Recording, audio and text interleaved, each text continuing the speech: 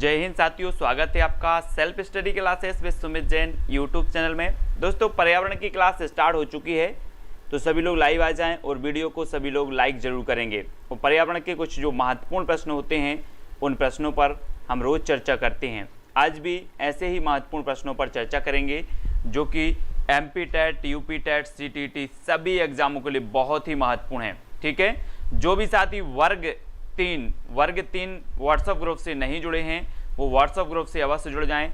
आपको नंबर दिया जाता है 9098609291। ठीक है, 9098609291 ये व्हाट्सएप ग्रुप का नंबर है, जहां पर आप मैसेज करेंगे तो तुरंत आपको क्या मिल जाएगा, व्हाट्सएप ग्रुप की लिंक मिल जाएगी। ठीक है दोस्तों, आज का अपना पहला प्रश्न है, टुमारोज बायोडायवर्सिटी पुस्तक के लेखक कौन है।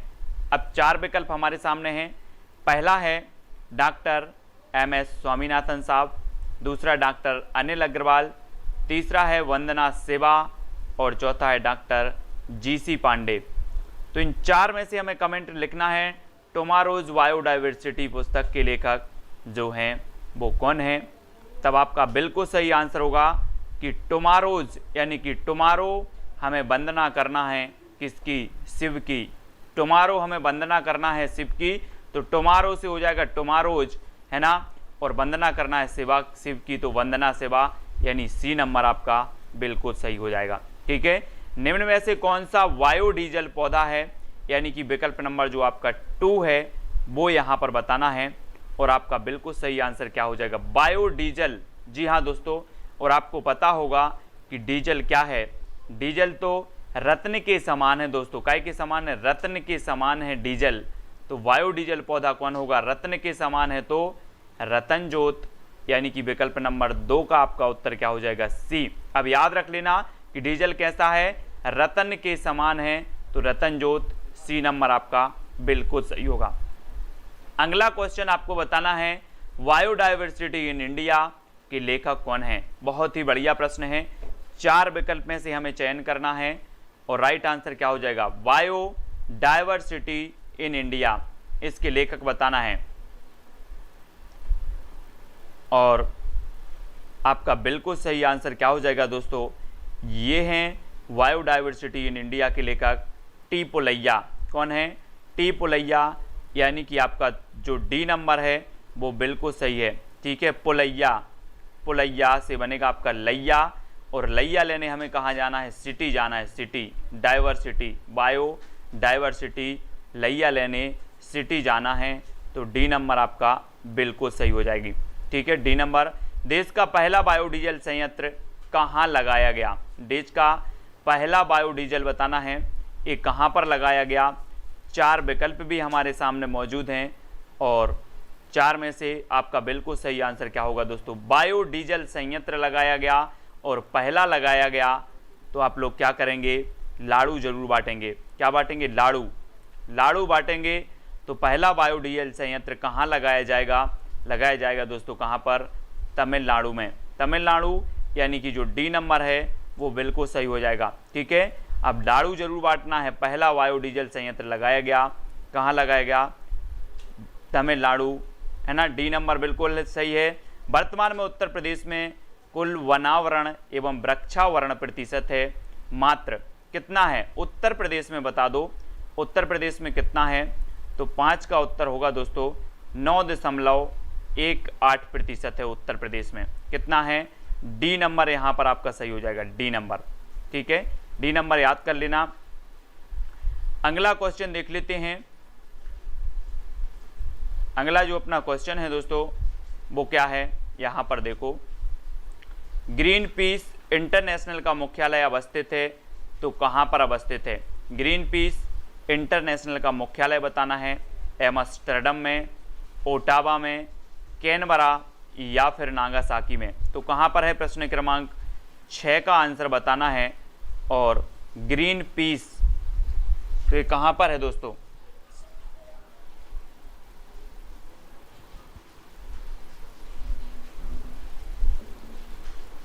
तो एम्स्टर्डम, है ना। ग्रीन पीस इंटरनेशनल का मुख्यालय कहाँ पर है, एम्स्टर्डम, यानी कि आपका उत्तर हो जाएगा विकल्प नंबर आ, यानी कि ए नंबर। ठीक है, राजीव गांधी पर्यावरण पुरस्कार दिया जाता है श्रेष्ठतर योगदान के लिए, तो किस योगदान के लिए दिया जाता है राजीव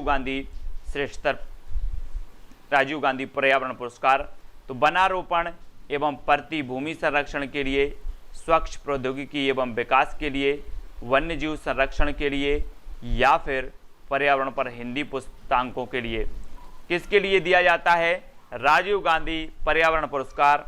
4 विकल्प हैं, प्रश्न क्रमांक 7 का उत्तर बताना है और 7 का आपका बिल्कुल सही आंसर होगा दोस्तों, क्या हो जाएगा? स्वच्छ प्रौद्योगिकी एवं विकास। बी नंबर आपका बिल्कुल सही होगा। स्वच्छ प्रौद्योगिकी एवं विकास के क्षेत्र में दिया जाता है राजीव गांधी पर्यावरण पुरस्कार। ठीक है, बी नंबर जिन्होंने बताया उनका आंसर बिल्कुल सही हो जाएगा, है ना। अब दोस्तों यहाँ पर विचार करना है, कथन दिए गए हैं कि प्रवाल भित्तियों को महासागरों का वर्षावन कहा जाता है, वे जैव विविधता से अति संपन्न हैं। अब नीचे कूट दिए हैं कि ए तथा आर दोनों सही हैं तथा आर ए की सही व्याख्या है, या फिर ए तथा आर दोनों सही हैं परंतु आर ए की सही व्याख्या नहीं है, या फिर ए सही है परंतु आर गलत है, या फिर ए गलत है परंतु आर सही है। तो क्या होगा? प्रवाल भित्तियों को महासागर का वन कहा जाता है, वे जैव विविधता से अति संपन्न है। तब प्रश्न क्रमांक 8 का उत्तर बताना है और 8 का आपका जो सही आंसर हो जाएगा दोस्तों वो होगा ए नंबर। ए यानी कि ए तथा आर दोनों सही हैं, है ना, तथा आर ए की सही व्याख्या है। जो आर है वो ए की व्याख्या है, यानी कि आपका जो विकल्प नंबर ए है वो बिल्कुल सही हो जाएगा, ए नंबर। ठीक है किशन जी, ए नंबर बिल्कुल सही हो जाएगा। अगला है प्राकृतिक। अब फिर से विचार करना है हमें, प्राकृतिक वनस्पति जलवायु की सही सूचकांक है, जलप्रिय पौधे आर्द्र जलवायु में पाए जाते हैं। ठीक है, तो ये 4 विकल्प हैं। उसी तरह से विकल्प को आपको पढ़ना है। आपको सबसे पहले तो क्या पढ़ना है? कथन पढ़ना है और कारण पढ़ना है ना, कथन और कारण। तो प्राकृतिक वनस्पति जलवायु की सही सूचकांक है, जल प्रिय पौधे आर्द्र जलवायु में पाए जाते हैं। तो सही आंसर प्रश्न क्रमांक 9 का आपको बताना है और 9 का आपका बिल्कुल सही आंसर होगा दोस्तों विकल्प नंबर वी, यानी कि ए तथा आर दोनों सही हैं परंतु आर ए की सही व्याख्या नहीं है। आर ए की व्याख्या नहीं है तो दोनों सही। ठीक है, तो आपका उत्तर क्या होगा? विकल्प नंबर वी, वी नंबर आपका यहाँ पर बिल्कुल सही होगा। उत्तर प्रदेश में ऑपरेशन ग्रीन कब प्रारंभ किया गया था? उत्तर प्रदेश में बताना है दोस्तों ऑपरेशन ग्रीन कब प्रारंभ किया गया।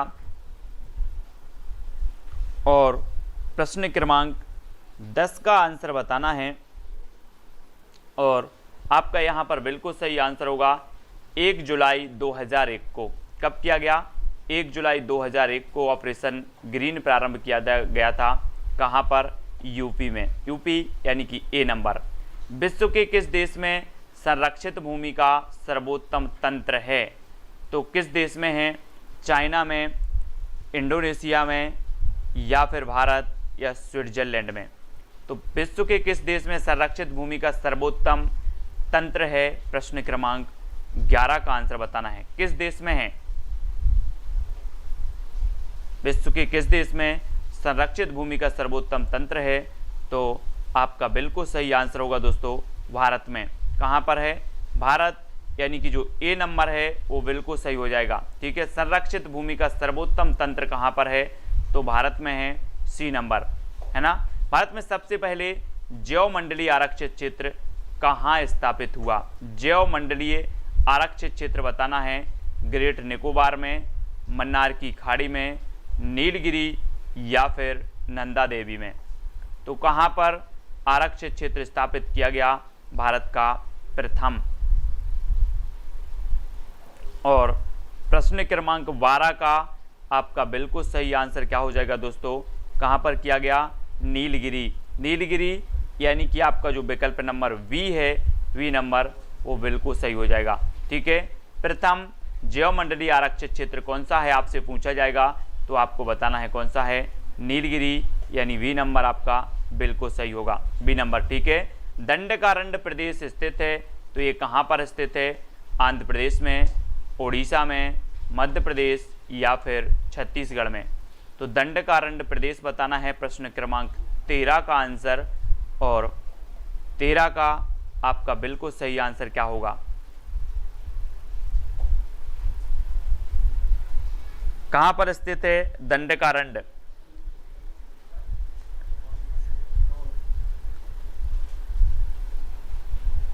तो यहां पर नहीं है पूछा है दोस्तों, नहीं है, नहीं है, तो कहां पर नहीं है? उत्तर को जरा अच्छे से देखना है।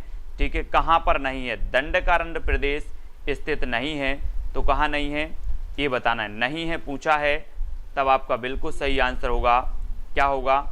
उत्तर होगा मध्य प्रदेश, है ना, मध्य प्रदेश, यानी सी नंबर आपका बिल्कुल सही होगा। ठीक है, दंडकारण्य प्रदेश स्थित नहीं है, तो मध्य प्रदेश यानी सी नंबर। ठीक है, सी नंबर आपका बिल्कुल सही है। डुगोंग नामक समुद्री जीव जो कि विलोपन की कगार पर है, ये क्या है? स्तनधारी है, शार्क है, बोनीफिश या फिर उभयचर है? तो डुगोंग नामक समुद्री जीव है और इसको बताना है ये विलोपन की कगार पर है, और ये है क्या? तो 14 का आंसर आपका बिल्कुल सही आंसर हो जाएगा दोस्तों, ये स्तनधारी है। क्या है? स्तनधारी। आपको पता है कि स्तनधारी किन्हें कहते हैं? जो बच्चा पैदा करते हैं, है ना, जो बच्चा पैदा करते हैं उन्हें स्तनधारी कहा जाता है। जैसे चमगादड़ को हम बोलते हैं, चमगादड़ बच्चा पैदा करती है और ये क्या है? स्तनधारी है। वैसे ही डुगोंग नामक जो समुद्री जीव है ये विलोपन की कगार पर है, लेकिन ये स्तनधारी है, यानी कि जो विकल्प नंबर ए है वो बिल्कुल सही हो जाएगा। ठीक है, किसी प्रजाति को विलुप्त माना जा सकता है जब वह अपने प्राकृतिक आवास में नहीं देखी गई है। आपने देखा होगा दोस्तों, जैव विविधता घटने का कारण क्या है? प्राकृतिक आवास का विनाश। सबसे प्रमुख कारण माना जाता है प्राकृतिक आवास का विनाश, है ना। लेकिन यहाँ पर आपसे क्वेश्चन पूछा गया है कि किसी प्रजाति को विलुप्त माना जा सकता है जब वह अपने प्राकृतिक आवास में नहीं देखी गई, तो कितने वर्ष तक नहीं देखी गई? यानी कि प्रश्न क्रमांक 15 का आंसर, और आपका बिल्कुल सही आंसर होगा कि कोई भी प्रजाति अगर 50 वर्ष तक अपने आवास में नहीं देखी जाती तो उसे विलुप्त मान लिया जाता है, और डी नंबर आनी आपका बिल्कुल सही होगा। ठीक है, निम्न में से कौन यूनेस्को का धरोहर स्थान है? यूनेस्को बताना है दोस्तों, है ना।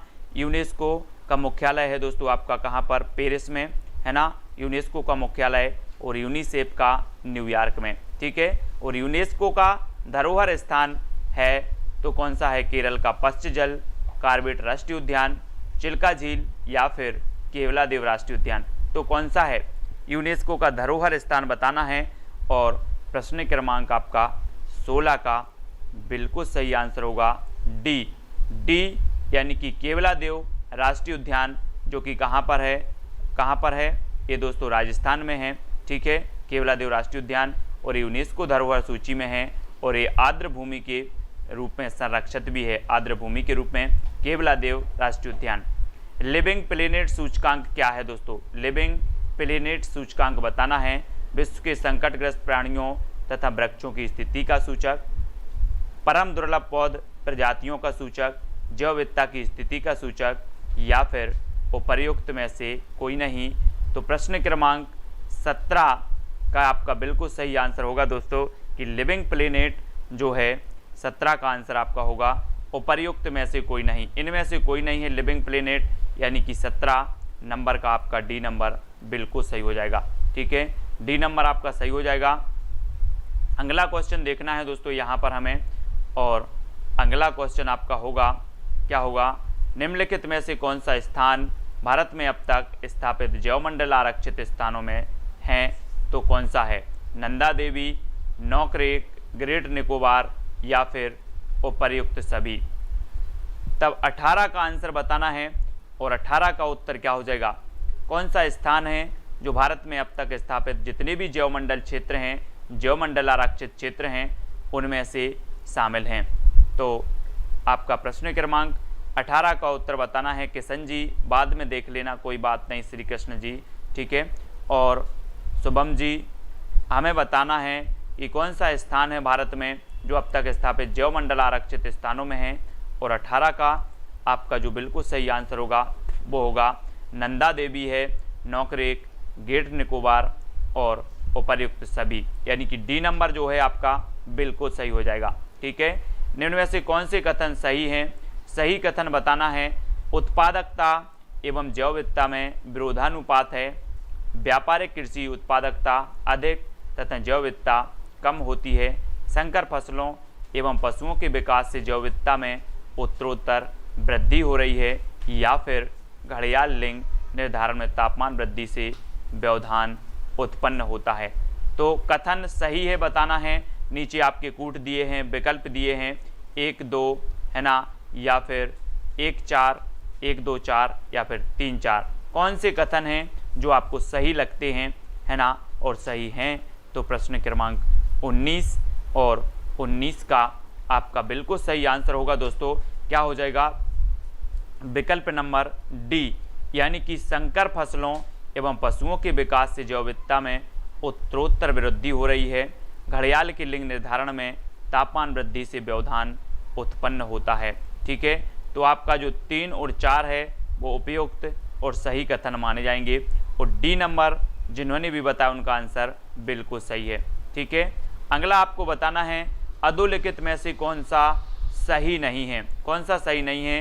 एक फसली कृषि के कारण जैव विविधता का विनाश हो रहा है, बहुफसली खेती की पद्धति से जैव विविधता सुरक्षित रहती है, या फिर विशिष्ट खेती की पद्धति से जैव विविधता को संरक्षित रखती है, या कार्बनिक खेती को पर्यावरण मित्र की उपमा दी गई है।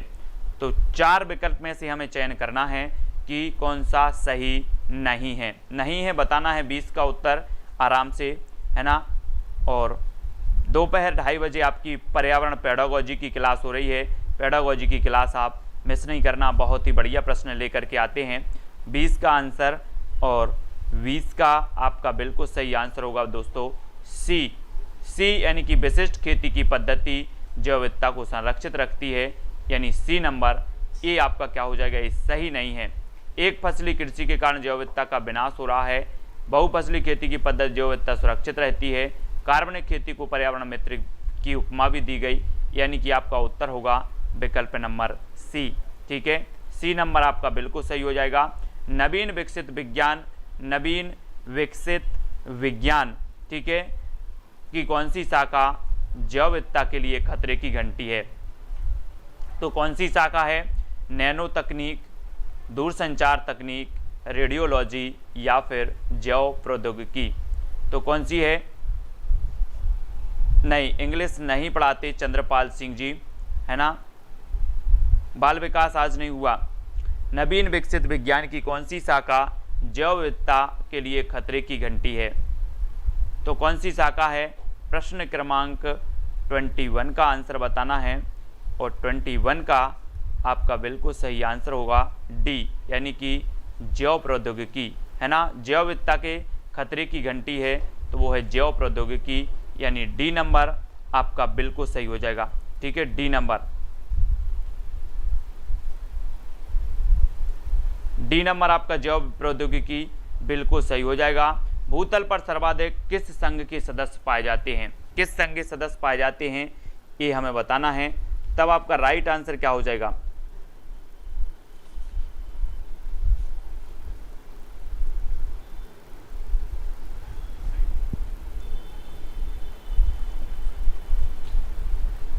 प्रश्न क्रमांक 22 और 22 का जो आपका राइट आंसर होगा 22 का, वो क्या हो जाएगा? 22 का सी, 22 का सी यानी कि आर्थ्रोपोडा, है ना। भूतल पर सर्वाधिक किस संघ के सदस्य पाए जाते हैं?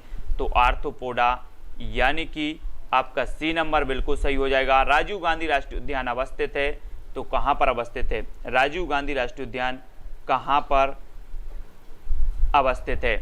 जल्दी से बताना है। प्रश्न क्रमांक है 23 और 23 का उत्तर हमें बताना है।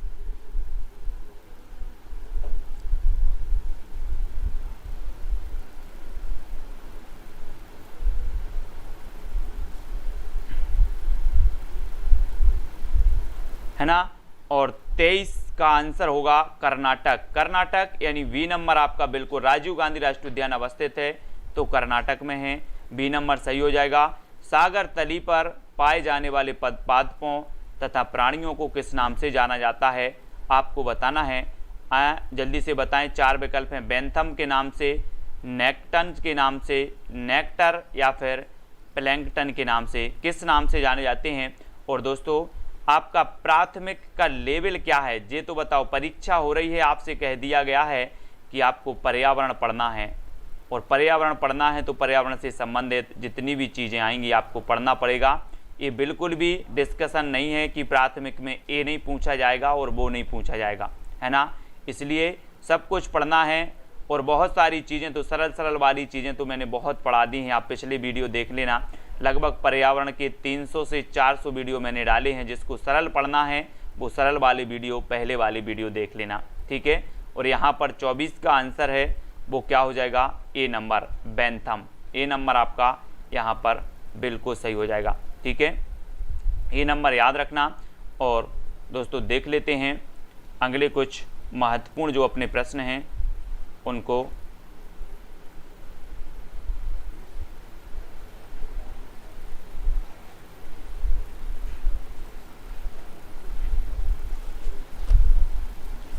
ठीक है, यहाँ पर है अपना, पश्चिमी हिमालय में उच्च पर्वतीय वनस्पति 3000 मीटर की ऊंचाई तक उपलब्ध होती है, जबकि पूर्वी हिमालय में वह 4000 मीटर की ऊंचाई तक उपलब्ध होती है। एक पर्वत श्रेणी में इस विविधता का क्या कारण है, इस विविधता का कारण बताना है। इस विविधता का कारण क्या हो जाएगा,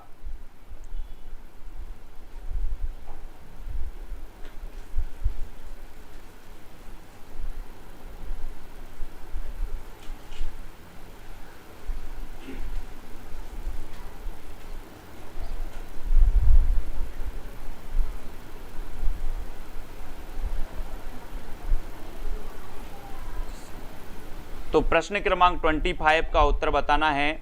25 का क्या हो जाएगा सही उत्तर, रणथंभौर का आपका नाम राजीव गांधी हो गया है वो चीज़ अलग है ना, आकाश कुशवाहा जी, लेकिन एक सर्च करके देख लेना, है ना, ठीक है। तो यहाँ पर कंफ्यूज नहीं होना है राजीव गांधी अभ्यारण्य, अब जो राष्ट्रीय उद्यान है उसके बारे में, क्योंकि और भी उद्यान के नाम राजीव गांधी कर दिए गए हैं, ठीक है। रवि जी सही क्या है बताएं जरा। पश्चिमी हिमालय में उच्च पर्वतीय वनस्पति, ये 25 का उत्तर बताना है। 25 का आपका उत्तर होगा सी नंबर, ठीक है, सी नंबर। पूर्वी हिमालय क्षेत्र में पश्चिमी हिमालय की अपेक्षा अधिक मानसूनी वर्षा होना, ये इसका क्या है, जैव विविधता का कारण है, और सी नंबर आपका बिल्कुल सही हो जाएगा, ठीक है। अगर आपको गलत लगता है तो सॉल्यूशन भी दें, उत्तर भी बताएं, ठीक है। विश्व के किस बायोम को प्रमुख